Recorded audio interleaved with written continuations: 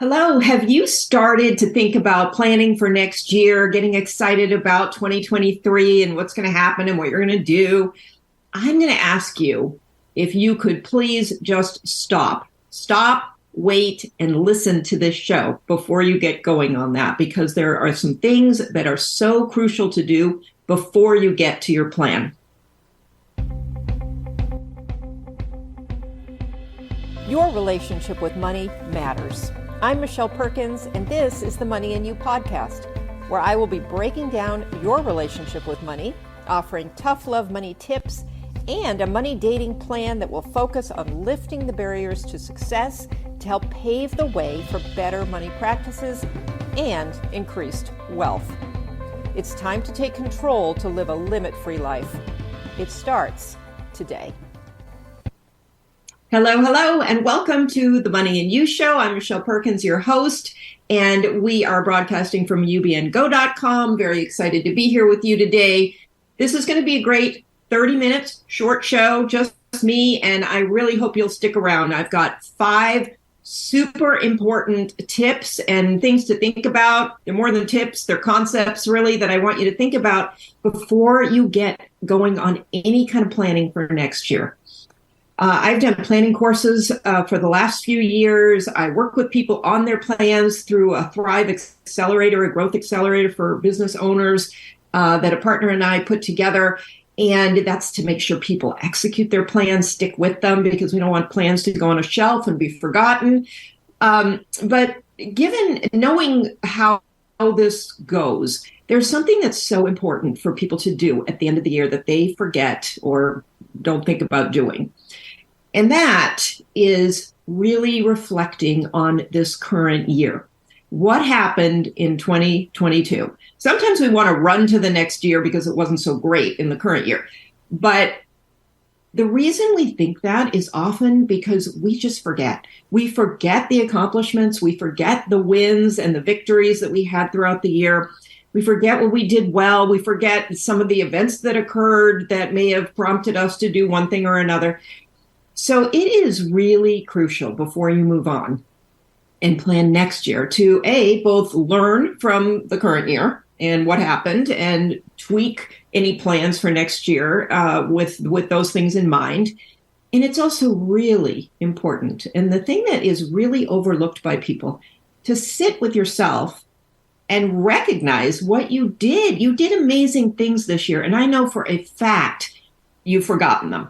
And so it's super important to sit, and actually it's hard to do yourself. So I put together with my business partner, Lorenda Phillips, she's my partner with the Thrive Accelerator, and we put a series of questions together that we call Completing the Year.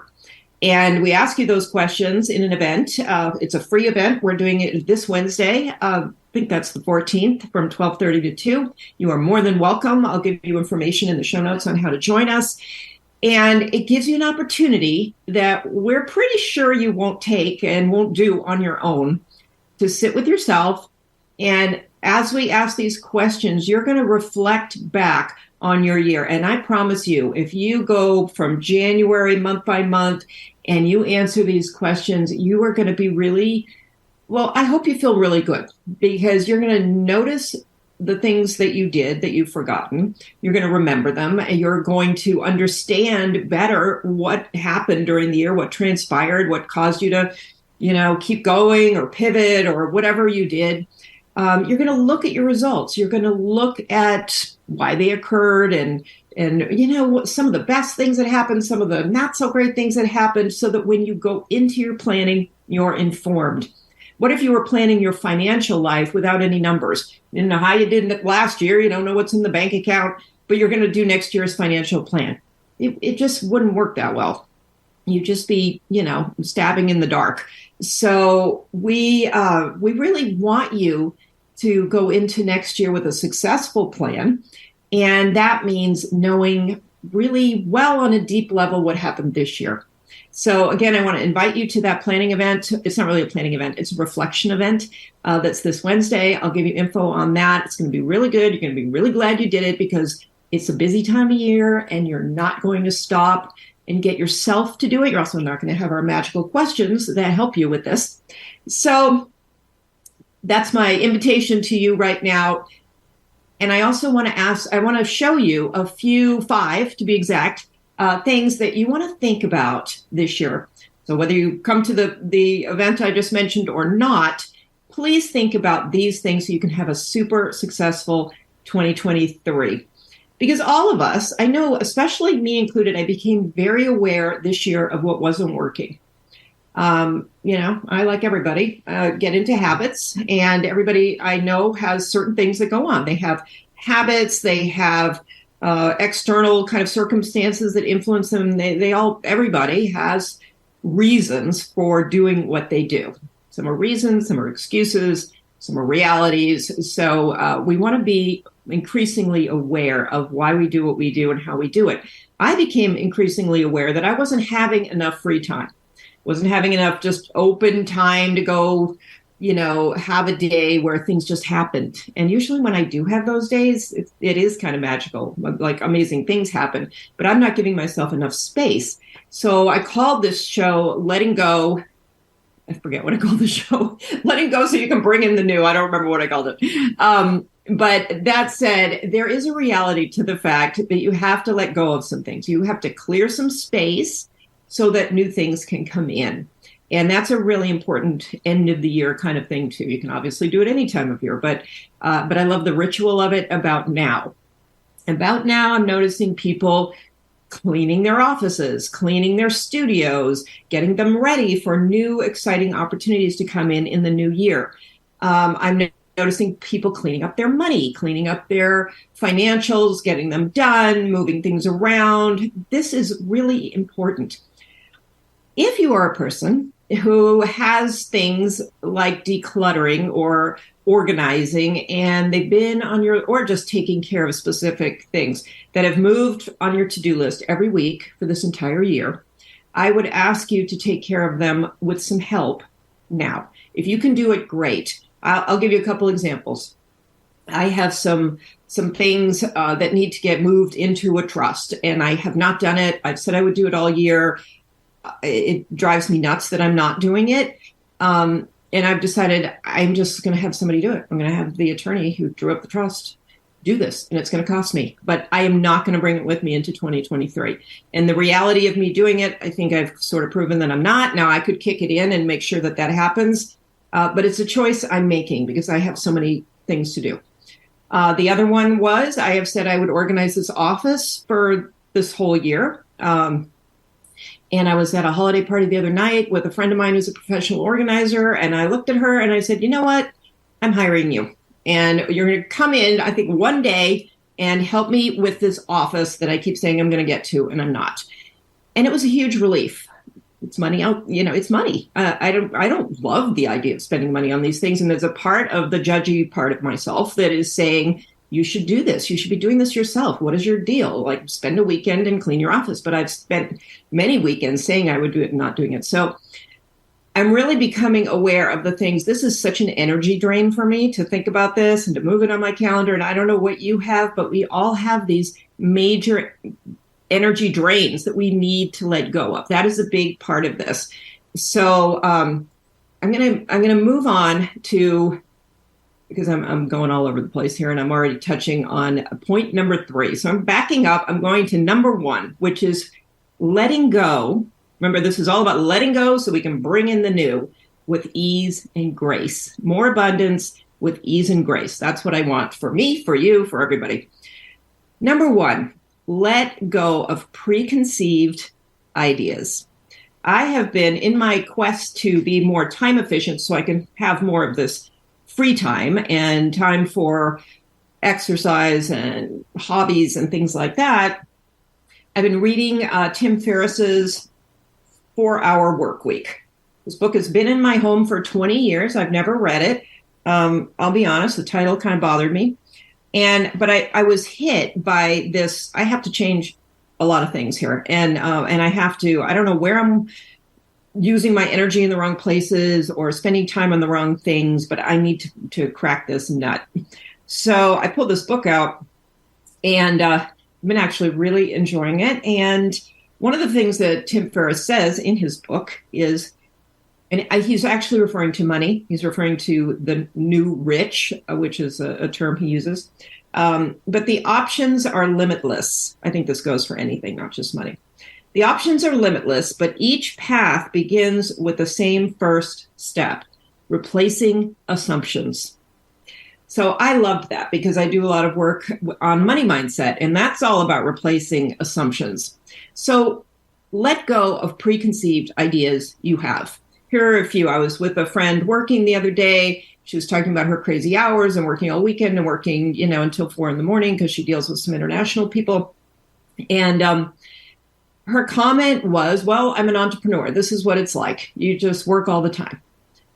And that really was uncomfortable for me because I'm trying to go on this path of actually working less, making more, and using my time more wisely. So I don't want life to be this chaotic work all the time. I've been there. I've done that. I get the entrepreneurial thing, but that feels out of control to me at this point. And I feel like entrepreneurs should control their schedule to the extent possible. So that's a preconceived idea that I think is a myth. That is something that, I think would be wise to let go of and replace that with an assumption that other entrepreneurs I know have, which is I'm in complete control of my schedule. That's why I'm an entrepreneur. I work when I choose and I take X amount of time off and I have boundaries. So I think it's really interesting to look at our assumptions. There are a lot of preconceived ideas that I think are very damaging. I'm just a housewife. That's a terrible assumption, idea, thought. I mean, the just part is not being a housewife, but being the just a housewife. There are things we tell ourselves and statements we make that are really, they're just damaging. That's the best word I can think of right now for that. So we want to release those. We want to let those go so that we can allow in, much more empowering kind of statements like I'm a person who can do many things, because no one is just anything. We're all, we work and we have identities around things, but we are all so capable. And there is, like Tim Ferriss said, the options are limitless for any of us. So let's go under that assumption and see what happens. I have to work hard to make money. I like hard work. I think hard work is an ethic that I have. But do you have to work hard to make money? No, that's a myth. There are many, many ways to do that. A lot of money myths, just tremendous number of money ideas and assumptions that will take you down a road you don't really want to go and not be very empowering. So look at your assumptions. Let go of the ones that aren't working out for you. They're not helpful. They're negative. They make you feel inadequate. They cause you to be undervaluing yourself. Get rid of those. This is the time to do that before you get into planning the next year. You want to plan under new assumptions. If you continue to plan under your existing assumptions, guess what? Your plan is going to look just like it's always looked. The results are going to look just like they've always looked. Drop all that. It's time to remake things. And that's the beauty of this. It's a really creative process. So work it. Okay. I want to talk next. Number 2 is about time and energy wasters. And that's probably where I'm really enjoying the 4-Hour Workweek book. I have no real aspirations to have a 4-hour work week, but it's really made me aware of how much we waste time. Oh my gosh, it's so interesting. And one of his best questions, I think, is, am I inventing things to avoid the important? And I think we all do that. I mean, we have priorities. We have things that are the most important things that we can do in our business, in our life. They create the most value for us. That's why they're important. They're either meaningful, in our lives, like, serving other people, or they're the revenue generators, or, they're the things that where we're creating the thing that is most important to us, writing that book, or, writing that movie, whatever it is that is most important. And so if you aren't using your time right, and you're letting everything else distract you, get in the way, so that that most important thing, or the three top most important things, you're never getting to, it is a great question. What am I inventing? I mean, do I really need to clean the house right now? Do I really need to drive across town to a particular meeting? So what are you inventing to avoid the important? The other great question he asked is, am I productive or just active? And I think somewhere in our gut, we know when we're just busying ourselves, but it's a really hard thing to change, because you can rationalize it. It's all important. It all needs to be done. Maybe you're saying, well, let's get this done first so I can, again, clear space, clear the avenue for the really important thing. But it's better to just jump on the important thing. So we talked a lot about the 80-20 rule and all of that good stuff. And I think if we really looked at it, we could shrink our time down quite a bit for the important things, make those happen, and feel such a sense of freedom. And knowing that you can take care of the things that mean the most to you, that's empowering. That feels really good. You feel really productive. You feel fulfilled, and like you're doing, what really matters. So one thing that I really think is important is to create a little matrix. For all of us, we should probably know how we spend our time. Time tracking is important. But if you look at a matrix and you've got 4 quadrants, one is things that you have to do. Like, you're just the person. It's within your superpower. It's your baby. It's the best thing for you to do. Those are the important things that we just talked about. So those are what you can do. But what can you delegate? What can you automate? And what can you just let go of? So if you're looking at your time, if you're tracking it, if you're paying attention to it, think in terms of that matrix and where the things that you're doing are falling. And can you move that little puzzle around and make sure that, some things you let go of altogether and some things you automate or delegate. That always sounds really simple, right? And like, just automate or delegate. But delegating means you may have to hire someone, or you may have to really look at, the team that you have and figure out who would be best to do this, train them, go through that kind of agonizing process of getting them up to speed and, dealing with mistakes. So it's not easy. And that's part of the reason we don't do it, because there's a whole setup process. And what I've really come to learn, especially through doing my money date classes, is the setup process for things can stop people. If they think they have to set up a budget, or if they think they have to set up, certain accounts, that becomes the block. And same with hiring, it sounds like a big deal. So we just keep doing the same thing we've been doing. So it's important to take the time, do the setup, because once you're set up, then it can all run smoothly, and it can happen for you. So I think there's that need to spend the time on the setup for whatever it is that you're doing. But that matrix really helps. Everything can fall into one of those 4 categories, as far as I can think. You might find something that doesn't, but and then you can run your life that way, so that what you're doing isn't everything. That is not a recipe for efficiency or, actually a good life, because that does create chaos and just reacting constantly to things. Okay. That is number 2, time and energy wasters. So we have preconceived ideas you want to let go of. We have time and energy wasters that you want to get rid of. And follow up to that, number 3 is clutter. Where's your clutter? Do you have clutter in your space? Do you have clutter in your email?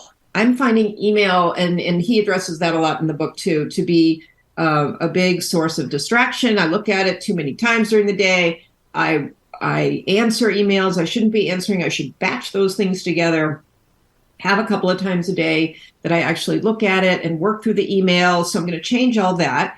And again, that's not going to be easy. I'm going to have to set up a system. Social media. How much is that cluttering your day? How much are podcasts even? Netflix. I mean, keep listening to podcasts because I want you to keep listening to this one. So, but, there's so much driving. Do you clutter up your life with too many errands that require too much driving? Can you batch those together? So this is going to kind of lead into the idea of your current schedule and routine, which is number 4. How can you let go of some of the things that are on your schedule, in your routine, that just don't actually make that much sense? They take a lot of time. They mess you up by causing you to not multitask, but task switch, where you're jumping from one thing to another. That's all kind of falls in that time waster category. And what I think is most important here are systems. I think throughout this whole thing, the most important things are systems. I have found them to be invaluable when it comes to money, and creating a good relationship with your money is to set up systems where things become regular and consistent and known and understood. And without systems, that doesn't really happen. So systems liberate you. There is no question. It sounds like, there's a setup involved with systems for sure. You have to set it up. And once you set it up, they can operate on their own and really make your life so much easier. And so that may be, that might involve somebody else, like you're delegating and you're creating systems. And then you've got both automation and delegation in the same place. There's something called Parkinson's law. And I think that's a really interesting one to look at with your schedule. Basically, the idea is whatever time you give yourself, you'll fill. So, and it's interesting because I look at a lot of podcasts too that go on for hours. Well, if I gave myself 3 hours to do this podcast, I feel sure I could fill it. I could talk on and on. I might not have any listeners, but I would certainly be able to talk for 3 hours. If I give myself 30 minutes like I have today, I'm going to fit it into 30 minutes. And that's what we do in this life. So if you have an open project that's just like, this week I'm going to get this project done, but you don't really have any structure around it, it can just kind of show up anytime in the week. It will fill your week. It will just either, it might take the whole week, or it might just show up where you're working on it throughout the week. If you give yourself an hour for that same project, you will get so much done. Maybe you won't finish it, but you will get a huge percentage of it done in that hour. It's just the way it works. So our time just fills up. And so we want to be super conscious of that. And setting a timer, using that old Pomodoro method where you give yourself 25 minutes and you work really hard on something. I think I might have mentioned before, use Worksitter, which actually has somebody online with me sort of timing me and going, okay, you said you were going to do this in 10 minutes. It's been 9 minutes. And those things help. They move you really quickly through a project. So when you create your new schedule or your new routine, don't let things be super open-ended. And if you have a blog to write that week, give yourself an hour to write a blog. Don't give yourself the day or 3 days to write a blog, because you'll either write the blog in the hour or you'll write the blog in 3 days. And I know from personal experience. So think about your calendar. Look at how you've done your calendar in the past. That's one thing that I know for sure. I don't want to keep the same calendar that I've had going into next year. I don't want to keep the same routines going into next year. And I know on my calendar, there'll be things I can let go of. There'll be things I can delegate. There'll be hopefully some things I can automate, and some things that I'm going to want to do myself. So redo your routine to accommodate a new plan. We tend to go into a new year. We're creating a new plan that's going to bring all these results. We're all excited. We're going to make twice as much money. We're going to do twice as many things. We're bringing the same routine in and the same kind of system of how we operate. We're bringing the same assumptions in. We're bringing the same time and energy wasters in.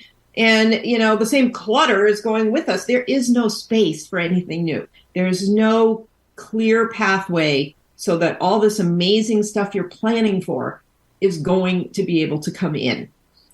All right. And lastly, number 5, I want to talk about your saboteurs. So I have been really engaged in this positive intelligence coaching. It's called PQ coaching. It was a new course I took this year, and I have just loved this. And it really addresses the saboteurs that we all have that cause us to do all these things that I've already talked about. So our saboteurs, one universal one, these are little people from the past, voices from the past that come into your brain and work on you. And they work on that survival part of your brain to tell you, you're not going to be able to do something. This is stupid. You're an idiot, whatever it is. The saboteurs come in and really mess with your plans and your identity and everything. How much money you think you can make, all of those things. The saboteurs are coming in to, in theory, protect you. So you don't do anything too new that might go bad. But they mess with you and they're not good. So one is your judge, and the judge is the universal saboteur. Everybody's got a judge. We judge ourselves, we judge other people, we judge circumstances. And that judge will come in and tell you, why what you're doing isn't good enough and why you shouldn't, go on that stage and give that talk because you might not be as good as you think. All the stuff that the judge is going to come in and tell you not to do and why. So we want to be very careful. And then there are other saboteurs. And I just think it's really interesting to look at those. There's the controller, the avoider, the overachiever, the hypervigilant. There's a whole bunch of these saboteurs that will come in. I'll be talking about this more in the future. And try to cause you to do things that actually sabotage your efforts and your results that you're hoping to get. Then there's the sage part of your brain. That's the wise woman or wise man that is going to come in and be curious, have a lot of empathy for you. If you leave this with nothing else, think of yourself as a little child and how that little child was so sweet and how much empathy you would have looking at a picture of yourself when you are little and thinking, you would never say those things the judge would say to that child ever. You would have empathy and understanding, and you would see that little being as a beautiful little innocent person. And so I think this is the quickest way to get to that sage part of your brain, where you calm down and you stop that saboteur nonsense in your head and you move into something a little wiser and often bolder, so that you will take bigger steps. So there's a lot more to talk about with this, but just recognize that we have these saboteurs. They're going to come in. They're going to help us waste our time. They're going to help us, underplan or underachieve, basically. So when you're planning and you want to go for big things, you want to make sure that you're at least, at a minimum, recognizing when the saboteur is talking to you in your head so that you can switch over to something more empowering. So that is what I have for you today. I'm super excited for you to stop and wait on that planning until you've reflected on this year, really seen the successes, because knowing that where your successes were in one year will help you to have bigger successes in the next year. If your saboteurs are talking to you, all they're going to talk about is what you didn't accomplish this year, what you never got to, what didn't work well, the mistakes that were made. So we don't want to take that energy and those ideas into our planning for next year. So please, if you can, come to our Completing the Year workshop, event, whatever you want to call it, on Wednesday from 12:30 to 2. You can reach out to me, or if you sign up for my newsletter, you would be getting information on that. And but you can reach out to me at Michelle, 2Ls, at limitfreelife.com. Happy to send you the registration page for that. And have a wonderful week and start letting your mind be creative with these thoughts. What can you recognize that you did well this year, but also how can you save yourself from any of the things, whether that's your schedule or your clutter or whatever, that might negatively impact next year. So thank you so much for being here, and we will see you next week. Talk to you next week.